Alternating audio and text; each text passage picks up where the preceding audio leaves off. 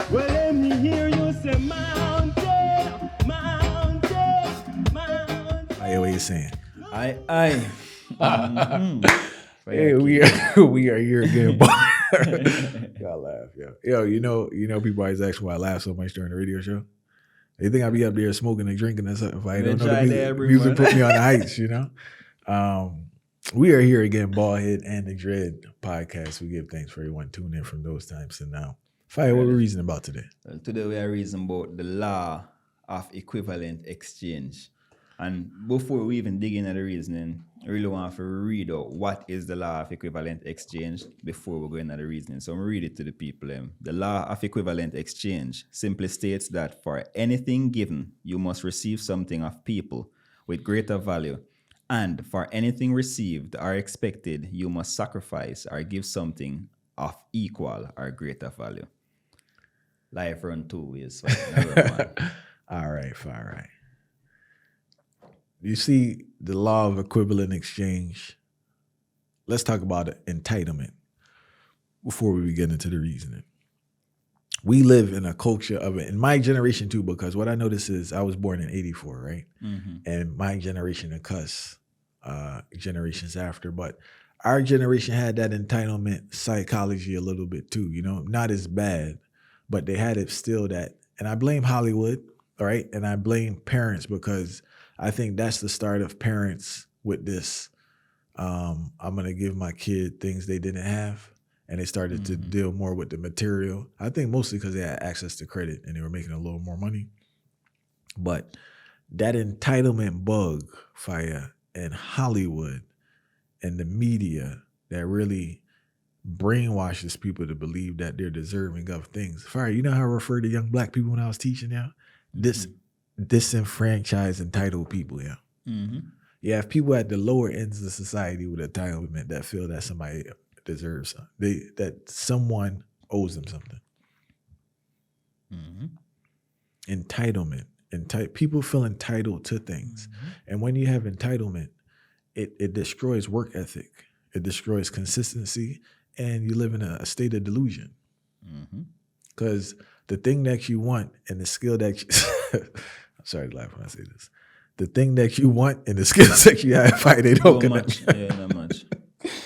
They don't match, yo. Mm-hmm. You see it all the time. You go to a certain place and go amongst people and they start telling you what they're going to do for what they're not going to do. Mm-hmm. And it's always some extreme thing, too. It's not even like starting a business. They're going to jump to a billionaire business, But right after that. My question is just like, how is this going to take place? Mm-hmm. Then when you ask them how it's going to take place, you fight them down and you grudgefully eat. Mm-hmm.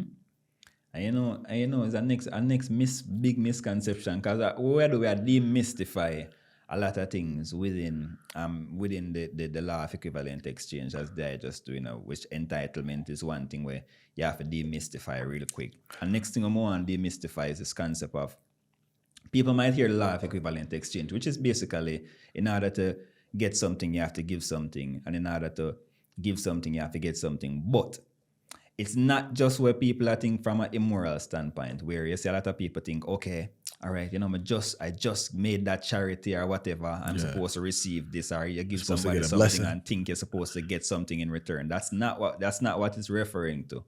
It's more referring to you as the individual. See? So everything about the law of equivalent exchange is always referring to you as the individual, that state of consciousness within you. Where you have whatever you give out, seeing the energy where you put into anything at all, a particular action, a particular thinking, the energy that you put into anything at all, you have to know that energy have to be there, and you have to give. For instance, if you want to receive $5,000 every week, you can't just receive, as I said, going on and on with the entitlement. You can't just want to receive $5,000 and all the Lord will provide. Or feel like you can put in a minimal amount of work. What you have to know in order to get that $5,000 a week, you have to have a plan. And once you have that plan to get that $5,000 a week, is it going to be a good, you're going to provide a good, or you're going to provide a service so you can get to that $5,000 a week? And what is the value of that good and service? So you have to put this thinking into the whole concept what you're going to do in order to receive that $5,000. As I say, any achievement where you say you're going to take on, even if it's not a monetary achievement, because when we think about the law of equivalent exchange, oftentimes people start thinking about the concept of money. See, because we're in this capitalistic society, and anything we think about, we have to do with exchange. But we hear the word exchange, automatically, I think most people brain shopping come to mind. Yeah. And then some form of consumership. So most people understand say it's not just about monetary consumption or monetary exchange. It's more deeper. It's a state of consciousness so we have to reach towards in order to bring out the real law of equivalent exchange. Or else every single thing where you try in your life, nothing will ever happen to you if you can't carry out the law of equivalent exchange to the full extent.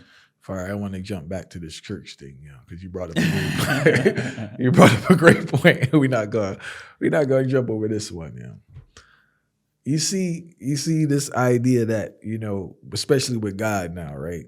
You brought up a great point in regards to you did a good deed, so you're deserving of this good deed, right? The thing I always question, I'm not trying to stray from the argument, but listen to this. The thing I always question was like, if that's your approach to the good deed, then the good deed is not necessarily done from a clean heart and a moral standpoint. All right. Because it's not done for the sake of doing. It's done for the sake of a return. Mm-hmm. And that's, I think, where most people flop themselves in regards to their behavior is that we spoke about this before, and it ties in with the social media thing and this picture thing, taking pictures, everything, and taking videos. It's like, how much things are we doing for the sake of just doing it? Midnight got a lyric about kids running outside just for the sake of running outside to have a good time. I'm not running outside so you could tape me with the hopes of someone watching it, or everything is this hope of something else. And by doing all this now with the church thing, it's a moral issue, because what type of person are you when you're doing these good deeds with not for the purpose of the good deed, but for some return, like on investment. Like I helped 10 people, so God's supposed to throw me a 20% or something, right? Mm-hmm. In regards to doing stuff, it's just like, I don't know, as human beings, it gets kind of weird, because you're not in the moment if we're not generally doing stuff. It's like some ulterior motive for every action that you do. But it connected still, and I really say, because I mentioned straight from the argument. It's not a straight, it's really a subtopic. Topic, yeah, subtopic, it's really a subtopic within the thing in a fire, because the way how most people think, the fact that your thought process corrupt from the first place, and you look for something in return for any quote-unquote good deed where you do, it show already say the law of equivalent exchange now going to benefit you. So can you realize most people who have that state of mind, here's the first thing, when something bad happens to them, here's the first thing where them always echo. Look how much good me do for people. Yeah. And then why good things can't come around to me. That shows exactly the source. And one more thing, I know you saw this too, because, let's just put it out there. Due to the topics that we touch on I Never Knew TV, right? It's not as profitable as the next thing, right? Mm-hmm. But we still do it because it comes from the heart. But if the purpose was profit, I stopped this a long time ago. You get what I'm saying? Mm-hmm. Because then you would get discouraged, because the purpose is not to do it for the genuine love or to do it to help people. The purpose is profit, praise, or what's the next thing? Fame, or those type of things. Mm-hmm. And we're moving in this, our society grooms you to be pushed into this place where everything has to be done for this external outcome. Not saying that you shouldn't be doing stuff. Obviously, we're not telling anybody to be homeless or nothing, but at the same time, no, what happens is it's so detrimental. And we spoke about this earlier. That dude, Chris Hedges, speaks about it, man, the great author, speaker. He speaks about how this generation has been destroyed talent-wise, because no time is being spent in developing talent. Everything is a rush for this job with this income. And by getting these jobs with particular incomes and that being the focal point, people aren't developing their talents and their skills. Then that the number one blocker that towards even, all right, so the same success that everybody love talk about, and that really block them from success, So enough people understand that the whole concept of monetary gains, And the same reason why the law of equivalent exchange now going to benefit most people, because them I think about monetary gains for you. So enough man overstand say, all right, as a musician, yes, riches is a part of the thing once you reach to a certain level. but you're not do it for the riches. So you're supposed to ask. Just like how the chronics, we can use the example, him say do it for the love and I do it for the likes. Yeah. You see, so is a man of doing this thing wholeheartedly and putting in that energy. Yes, there are byproducts of this thing, you know. So that means there are certain things that come with it, certain incentives that come with it. But the incentives can only come once you reach to a level of greatness, reach to a level of, I'm not talking about us record level of pusher, but you directly know into you dig deep, you find the lyrics, you find the melody, you come from a place where it connect with so much people across the world, then in return the riches are gonna come, but the riches was not the aim of the whole thing. And far, you know, this is just such a universal, obviously it's a universal law, but this reasoning could go into every facet of your life because relationships, right? People want all this and don't put in. You know, I don't know, man. I think that I said earlier I blame Hollywood. This is the reason I didn't explain why. This is the reason I blame Hollywood. Hollywood movies and shows are formatted in a reel where things happen so quick. So, you know, you have the character, what they call the protagonist, I guess, right? And, you know, they have a vision or they have something they want to do and it starts. But things go good very quick, like very quick. And I think we see it so much. We have internalized collectively as a culture that is how things work out. Because say you have a movie where somebody's a baker, right? They're trying to be a baker. Somehow they get the money for the shop. They get the shop. Maybe the first 2 days is struggling. Then it's just crazy. It's dust everywhere, fires, lines. They just throwing out cakes. Then they run into a little problem. And at the end, the problem fixes itself. And like, I just think people internalize like that's how life works. I really do. Because if you really talk to them, and even myself, I'm just speaking myself because earlier I internalized it because I would have an issue when things didn't go your way because I didn't understand like that's just life, fire. It's not even the sense things don't go your way. Things don't go as planned as you planned it out. And I don't know the criteria for the plans we have because a lot of plans we have make no sense in regards to time and structure, everything else. So, you know, that we're not very accurate. We have no accuracy in regards to how things play out. But that timeline has shaped people's minds. And I think that's where the entitlement comes from because what occurs is that people believe as long as I basically start something and do something, it should work. You know, in regards to like, I'm opening the business, man. I registered the business. I rented the spot. I stocked it with stuff and I'm supposed to have a line.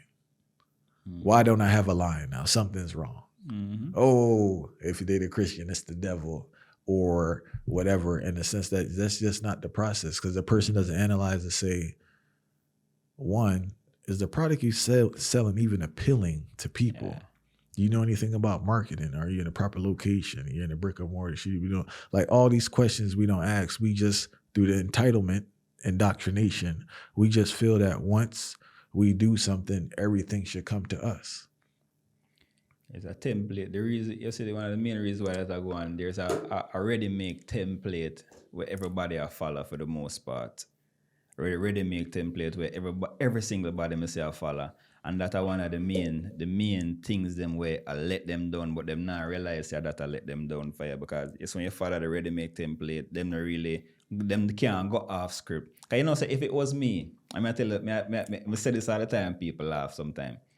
If it was me and me a direct movie, sometimes the star have to go dead too, you know. Have to, yeah. Yeah, man, sometimes the movie star because that's life, you know, it just don't work out. Because everything does all pretty. Because you know, so when we watch a movie for you, and automatically we see this thing, no matter how much struggle the star want to go through, you know, the star, all we know is we just know before the movie say, yo, watch, you know, this man not go dead, you know. This man not alright, watch all John Wick or whatever you watch, you know. John Wick, no matter how much shot him get him not dead, you know. Yeah. So it's just a concept where in our brain where we overstand say, as I said, the protagonist I got automatically come out on top when in a reality it don't happen. It don't happen like that, and like I don't even say it doesn't happen, right? No, all the time. All the time, right? But even though what does coming out top look like, right? Because there's another aspect too people don't want to talk about. What I've learned in my life is that yo, sometimes things not working out is the greatest blessing you can ever get. You know, Mm-hmm. in retrospect, you just need time and distance to understand how much it was a benefit this thing didn't work out for you. Mm-hmm. And a joke. You know, so it's like people get so frustrated with everything. What I've learned, man, and I'm a man that do a lot of stuff. I'm not trying to hype up. I do a lot of stuff, right? But what I've learned is to just let, like, I learned this. I didn't do it all the time with sports, but the games I had real good, I did it. I just let the game come to me. Simple. I prepare, right? I prepare for the game. But the best games I've ever played is when I let the game come to me. If I go out and say, oh, I got to score 25, it don't work for you because I'm forcing stuff. Mm-hmm. And you got to let things play out and just keep your eyes open and just see where to pick your spots. And the natural mystic, man, because you see this thing you have to just blend the natural mystic with a sacrifice too, you know. Because you see the sacrifice thing, most people don't want to sacrifice it, you know. So you see the template we talk about, that's the reason why them follow this. All right, so here's what. We know there are different groups of people, right? So there are some groups of people who not doing anything at all. So we're not even talk about them. Seeing, so we want to make sure, so we're not even talk about the people who not make one move at all. All right. But then we go one step up the ladder now where there's people who actually, they are doing progressive things and we highlight them and we really want to make it, we don't want it to seem all negative. Yeah. We highlight them for actually taking a step and making an effort to try to make things work. But then, here is where we really want this one particular part we want to highlight about them making the effort. You can't just make the basic effort and expect the thing to become the best that anybody has ever seen because there's so much competition already in the market. There's so much different odds that are against you from starting out where we must realize this basic effort will not cut it. So it's the matter of how much are you willing to give, how much are you willing to sacrifice to get to this level of greatness, because greatness is not just something that's said. Greatness is something where you have to actually carry out and pull through, and there's different elements of greatness. Well, Fire, I think, too, we need to bring back this apprenticeship in regards to really having a period where you just hone your craft. And I think we have too many people who don't know what they're doing trying to do stuff, and they get frustrated when it don't work out. Mm-hmm. You know, because I think that's the basis of it, is that you just generally don't know what you're doing. It's a mixture of knowing what you're doing and luck. It takes a lot of time to work on your craft. I don't want to praise the cycles we praise, like some of the top athletes like your Tom Brady's and rest of dead, Kobe Bryant and your Michael Jordan. But there is something to take away from them. You don't have to go to that extreme in regards to where you sacrifice everything in your life. But there has to be a commitment to your craft. Those people were committed to their craft. It wasn't hocus pocus. They were generally scientists when it came to their craft. They broke down every aspect that was needed for them to excel what they do. Now, you can do that on a smaller level where you can still be a functioning human being and still have if you have a family or maintain relationships, you could go way down into the deep zone where you can't, you know what I'm saying? You're so consumed with that thing. But I think the greatest lesson to take from them is in regards to they were true students and masters at your craft, but you can't be a master of your craft if you're not a student of your craft. Mm-hmm. And they're always learning and always analyzing and always learning, and I think that's what's missing. This conversation reminds me of business owners that I can speak of the demographic that I grew up in, specifically hair salons and barbershops, right, or restaurants. A man opened a restaurant, first thing you have is a big car and big clothes, but the restaurant not generating no funds. So I said that to say is that you have a lot of people who look the part that's not necessarily doing the part. And I think we need to focus more on actually doing the part than looking the part.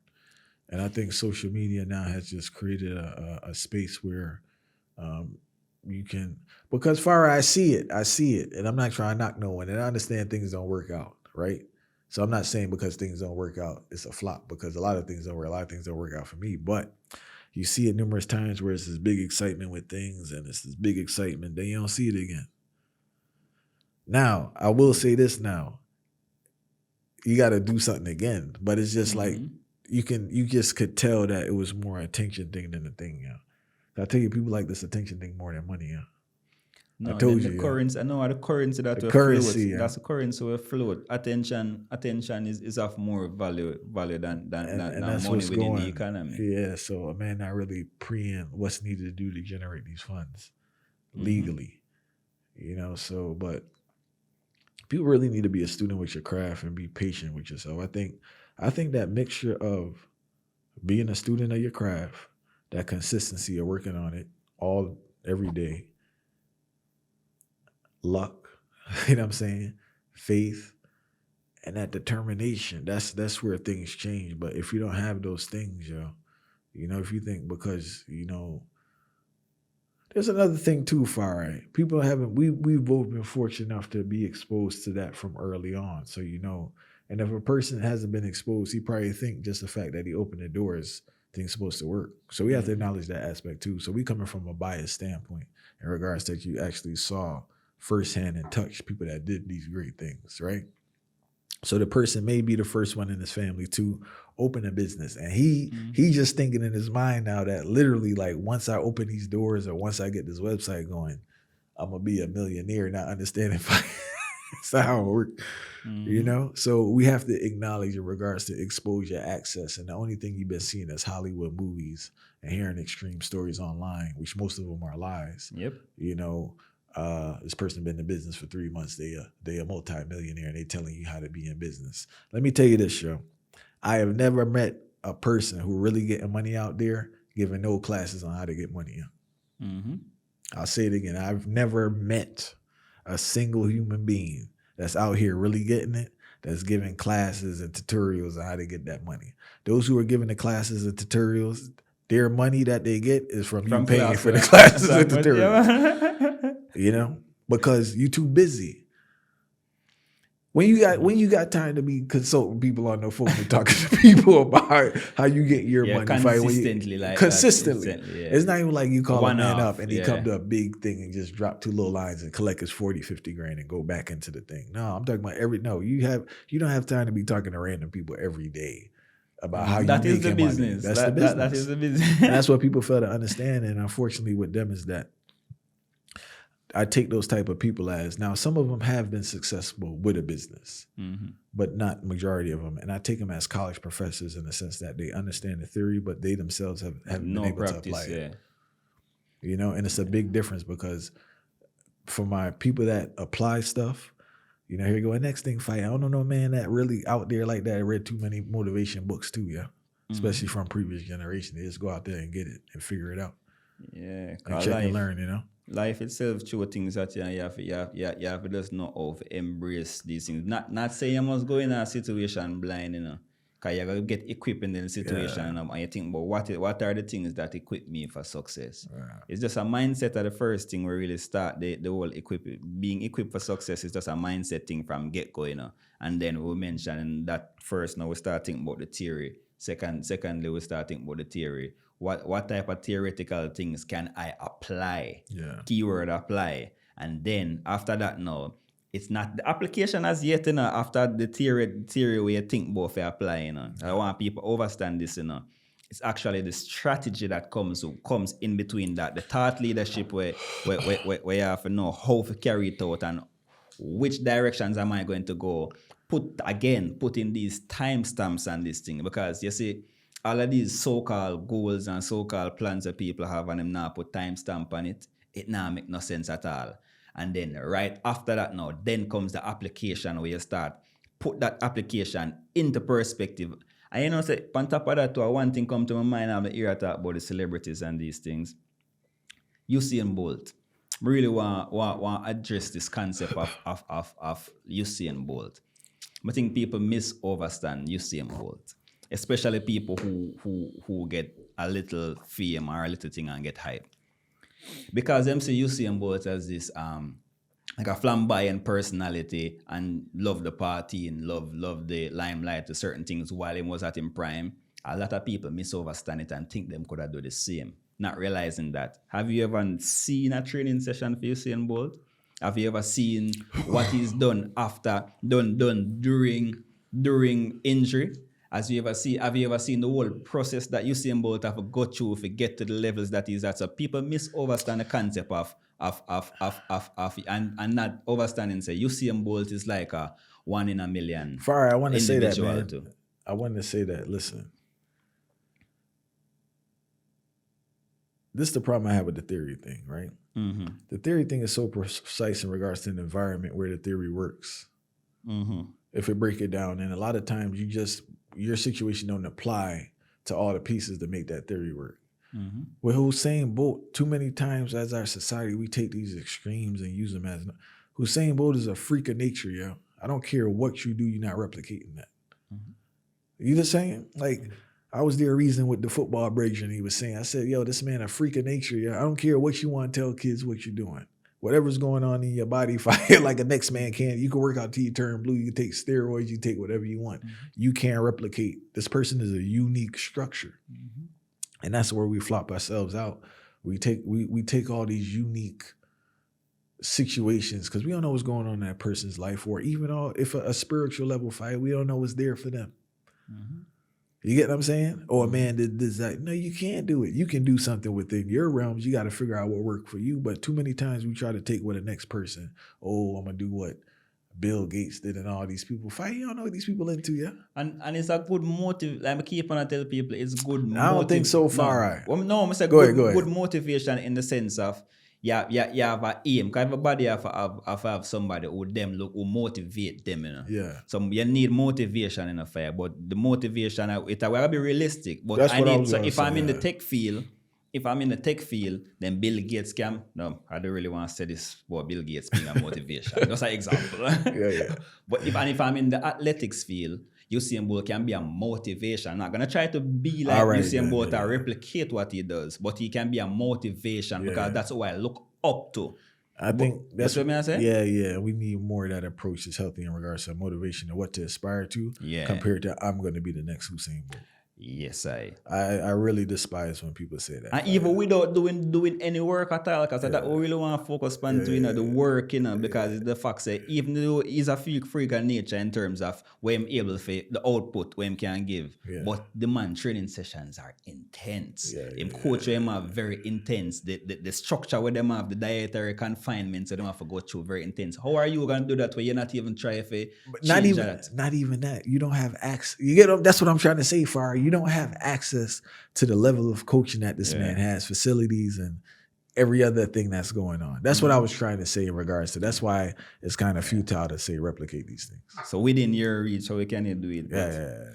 The law of equivalent exchange still, we really you have to give something, you know? You have to give something. And stop thinking you're going to get something for nothing, you know? That's what many of them think. It's just like if I had a man go spend all his money, then he expect money to be at the door. Yes, sir. Church, a wicked thing.